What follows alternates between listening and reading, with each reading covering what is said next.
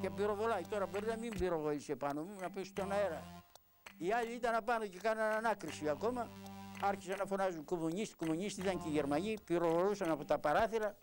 Εμείς οι λεγόμενοι αρχαιομαρξιστές τότε αναγνωρίστηκαμε από τον Τρότσκι σαν αριστερή αντιπολίτευση και μετά γεννήκαμε τελευταία, αποκηρύξαμε και τον Τρότσκι γιατί ήταν και αυτός εξουσιαστής και κοινοβουλευτικός και γίνηκαμε αναρχικοί.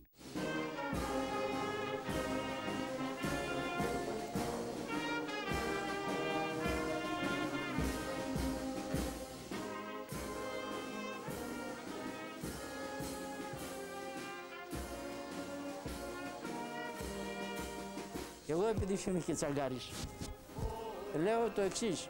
Ένα παπούτσι που ανέβηκε ανήφορο και κατήφορο και σπάσαν τα βάρδολα και βγήκαν τα δάχτυλα απ' έξω. Αυτά τα παπούτσια τα έχω φτιάξει εγώ,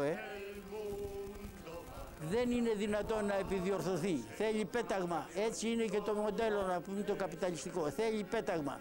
Να διευθύνει.